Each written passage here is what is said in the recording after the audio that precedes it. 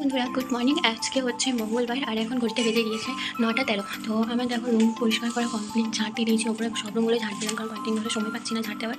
আর এদিকে দেখো শাড়ি যেগুলো মানে বাইরে পরে যাওয়ার ছিল সেগুলো রোদে দিয়েছিলাম, তো এবার ওগুলো করে দেবো। আর তোমাদেরকে আমার পুজোতে তো আমি শাড়ি পরতে পারিনি, কারণ পুজোতে আমার বাবু হয়েছিল, তো আমি হসপিটালে ভর্তি ছিলাম। তো আমার পুজোতে কতগুলো শাড়ি হয়েছিল সেগুলো তোমাদেরকে দেখাই। এই জন্য বেলকনির জানালাগুলো আমি খুলতে চাই না। দেখো বন্ধুরা কত হাওয়া দিচ্ছে, পদ্মটা নড়েই বেড়াচ্ছে একদম। আর এদিকে তো আমি দেখিয়েছিলাম তোমাদেরকে রুম পরিষ্কার করার সময় আমরা বস্তা দিয়ে দিয়েছি, কারণ এদিকে আমাদের জানলা কাঁচ লাগানো নেই। এখানে আছে আমার এক থলি কাপড় ধরা আছে, এটা হচ্ছে পুজোর সময় বড়মা দিয়েছে একটা শাড়ি। বাবুকে নিয়ে আমি এবারে আসি তখন আমার দাদু দিয়েছে কাপড়, শাড়ি, ব্লাউজ, খাইয়াকে। তো এইটা দিয়েছে আমার পিসিমণি। যখন বাবু আমার পেটে ছিল তখন পিসি আমায় দেখতে এসেছিলো, তখন এই শাড়িটা আমায় দিয়েছে আমার ছোটো ননদ। বাবু হওয়ার পরে যখন দিদিরা এসেছিলো তখন এই শাড়িটা দিদি আমায় দিয়েছিল। আর এই শাড়িটা আমার বড় ননদ দিয়েছে। এই শাড়িটা আমার খুব প্রিয়, কালারটাও খুব সুন্দর। তো এটা পরানো হয়নি এখনও অবধি, মানে ব্লাউজ পিসও কাটানো হয়নি। তো এটা আগের বারে পুজোতে দিয়েছিল। এটা হচ্ছে তখন দাদার বিয়ের সময় আমাদেরকে দেওয়া হয়েছিল এই শাড়িটা, এটাও পরা হয়নি। এটা আগের বছর ভাইফোঁটাতে দাদা আমায় দিয়েছিল এই শাড়িটা। এটা ভেবেছিলাম এবারে পুজোতে করবো, কিন্তু পরা হয়নি। দিয়েছে আমার ছোটো ননদ এটা। এই শাড়িটার কালারটাও খুব সুন্দর। ফোনের ক্যামেরাতে অত ভালো বোঝা যাচ্ছে না, কারণ আমার ক্যামেরাটা অতটাও সুন্দর না। এই শাড়িটা এবারে পুজোতে বড়মা দিয়েছে।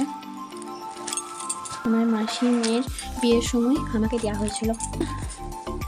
বড়দি ভাই দিয়েছিল, বড়দি ভাইদের বাড়ি যখন কালী পুজোর সময় গিয়েছিলাম। এই শাড়িগুলোও পরা হয়নি। এই যে এই এতগুলো শাড়ি আমার নতুন ভরা রয়েছে, যেগুলো এখনও ব্লাউজ পিস কাটানো হয়নি, পরাও হয়নি। পুজোতে পরবো বলে রেখেছিলাম, কিন্তু একটিও পরা হয়নি।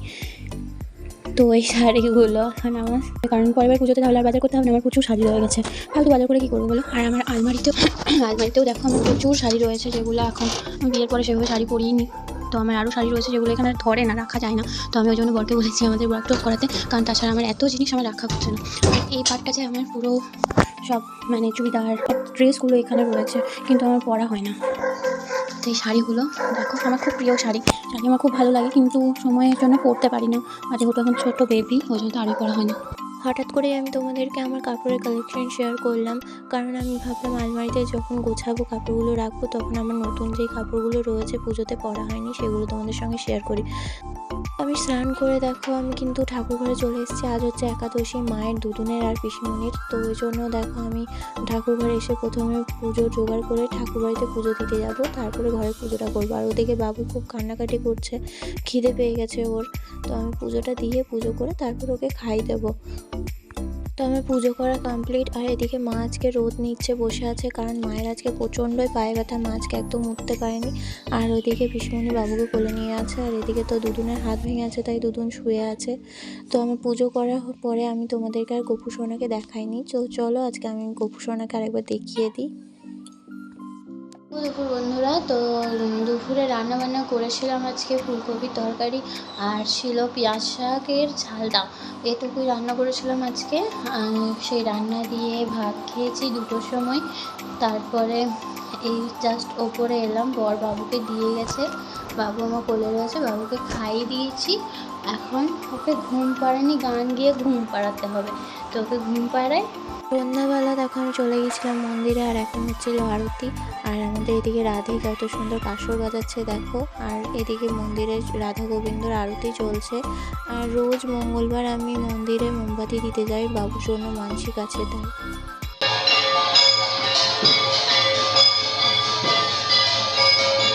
তারপর বাড়ি এসে রাত্রে খাবার করছি। আজকে হবে মুগ ডাল দিয়ে সব কিছু সবজি দিয়ে একটা ডাল করব, আর তারপরে আটা মাখায় আছে, রুটি করব। তো এখন আমি রাত্রের খাবারটা করে নিয়ে তারপরে গিয়ে আমি একটুখানি রেস্ট নেব। আর এই টাইমটাতে ভিডিও এডিট করবো ভাবি, কিন্তু বাবু উঠে থাকে, ওকে কোলে নিয়ে বসে থাকতে হয়। তো এখন তো আমার কাজের চাপটা একটু বেশি রয়েছে, কারণ মায়ের যেহেতু শরীর খারাপ, আর দুদুনেরও হাত ভেঙে গেছে, আর পিসিমণি এসছে, দুদুনকেও দেখছে, আর সন্ধ্যা থেকে বাবুকে নিয়ে থাকে। আর ওইদিকে আমি টিভি চালিয়ে দিয়ে এসেছি, সবাই বসে টিভি দেখছে। তো এখন হচ্ছে রাত্রিবেলা, তো আমরা শুতে চলে এসেছি। তো এখন দেখো বাবু ওর বাবার বুকের ওপর বসে আছে, ও বাবা ওকে হাসাচ্ছে আর হাসছে জোরে জোরে।